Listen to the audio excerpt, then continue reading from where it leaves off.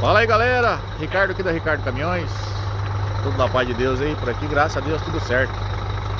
Começamos bem hoje já, ó. Dia 28 do mês 10. Olha o top, a maquininha que vai embora para Jataí. Reciclagem Jataí. Olha lá, ó. Ei, Laia. Que Deus abençoe. É mais uma máquina linda na frota dos meninos lá. Que Deus abençoe muito, traga muito sucesso e prosperidade. Olha lá, ó. Jataí, Goiás. É muito bom, né? Glória a Deus. Que Deus abençoe muito. Olha aí, ó. A Bia, a Beatriz e a Pabrine, ó. Lá da reciclagem Jataí. Já estão indo embora com o caminhão. Tudo de bom.